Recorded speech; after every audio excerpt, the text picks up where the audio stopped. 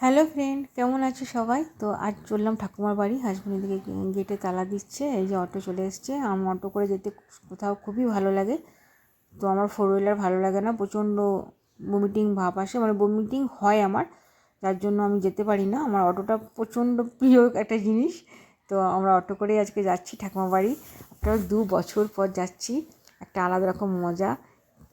তো আমার ঠাকুমা বাড়ি যাওয়ার আগে এই রাস্তাটা দেখায়, কত সুন্দর, পুরো জঙ্গল। দেখো দুপাশে খালি জঙ্গল, আর একদম পুরো ধুধু করছে রাস্তা, একটা জনপ্রাণী নেই।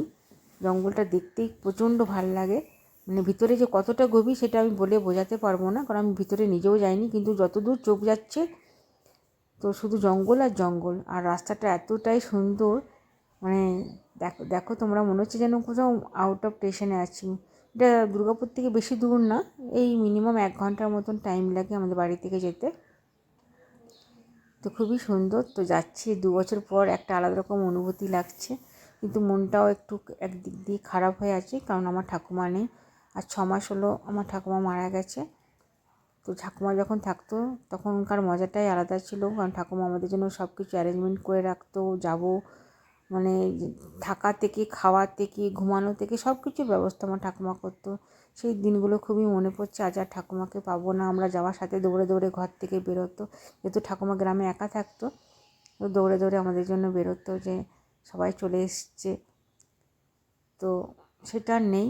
তো আমরা এই বছরে একবারই যাই, সবাই, আমার জ্যাঠারাও তাই, দাদা বৌদিরা সবাই তাই। সবাই এখন বাইরে বাইরে থাকে। এই পুজোর সময় সবাই আমরা একসাথে যাই, দেখা টাকা হয়, আবার পুজো টুজো হয়ে গেলে আমার বাড়ি চলে আসি।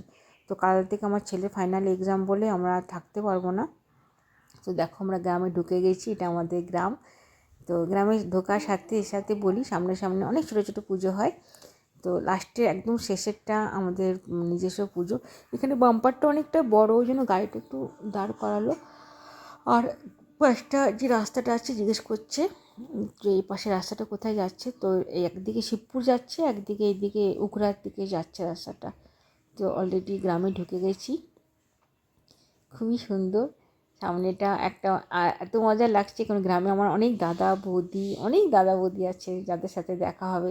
এখন তো আর সেই আগেকার মতো নাই যে এর ও বাড়ি যাওয়া। এখন যা হয় সোশ্যাল সাইটের মাধ্যমেই দেখা সাক্ষাৎ হয়, কে কোথায় যাচ্ছে, কে কী খেলো, কার ছেলে মেয়ে কোথায় পড়ছে, সেই সোশ্যাল সাইটেই জানতে পারি, হয় ফেসবুক নয় হোয়াটসঅ্যাপ। তাছাড়া এখন কেউ কারো বাড়ি যাওয়ার সময় নেই, সবাই নিজে নিজের সংসারে ব্যস্ত হয়ে গেছে।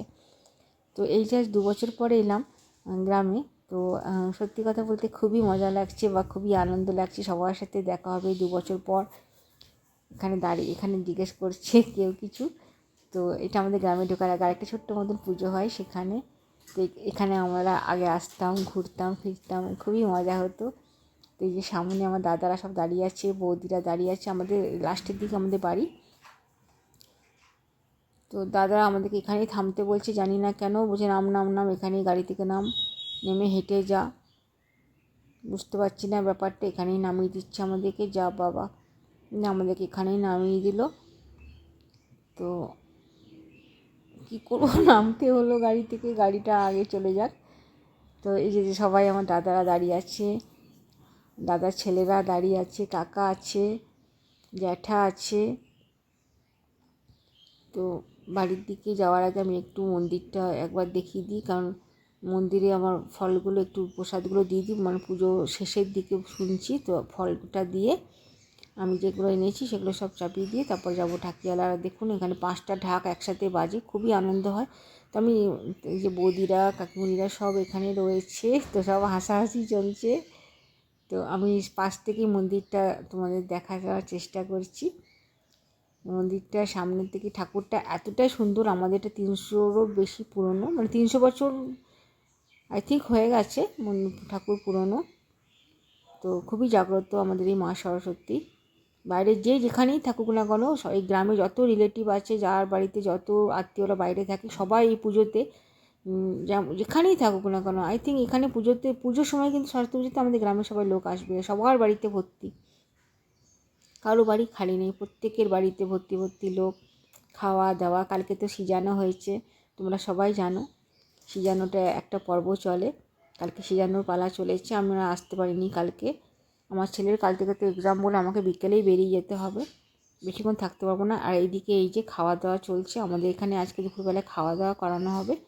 তো তার তৈরি সব রেডি, খাওয়া দাওয়ার ব্যবস্থা চলছে, রান্না চলছে। আমাদের এখানে মৎস্যব হয়, দুপুরবেলায় সবাইকে খাওয়ানো হবে। আমার বর ওই যে দূরে ওখানে চেয়ার নিয়ে বসে তদারকি করছে যে কী রান্না হচ্ছে কী হচ্ছে না। প্রায় 300 থেকে 400 লোক খাবে আজকে দুপুরবেলায়। আমি পারলে ভিডিওটা তোমাদেরকে ছাড়বো। তো এখানে এখন আরতিটাও শেষ হয়ে গেলে বাড়ি বিসর্জন করতে যাওয়া হবে। একটা সামনের পুকুর আছে, সেখানে বাড়ি বিসর্জন করতে যাওয়া হবে। বাবাও আছে, মা আছে, আর আমার মায়ের এবার কিছু ফ্রেন্ড এসছে। তো তাদের সাথে এই যে দেখাচ্ছি, এই যে ঠাকুরটা দেখো কত সুন্দর ঠাকুর আমাদের। এই যে পুরোহিত মশাই পুজো করছেন আর একটু চরণামৃত দিচ্ছে। তো আমি একটু চরণামৃতটা নিয়ে নিই, একটু সাইড করে, হাতে যেহেতু ফোন আছে একটু প্রবলেম হচ্ছে নিতে, বাট নিয়ে নেবো, কোনো ব্যাপার না। তো চরণামৃতটা নিয়ে নিই। পুজো মোটামুটি শেষের দিকে, আমি আর একটু লেট করলেই হয়তো আজকে পুজোটাই দেখতে পেতাম না। তো দেখো আমাদের ঠাকুর কি সুন্দরভাবে সাজানো। অনেক গয়নাও এখানে পড়ে, মানসিক করে অনেকে, যারা যারা মানসিক করেন তারা এখানে অনেক গয়নাও দিয়ে থাকে মাকে। মায়ের টিপ, হার, অনেক কিছু পরে, পায়ের তোড়া থেকে শুরু করে মাথার মুকুট থেকে শুরু করে অনেক কিছু রয়েছে।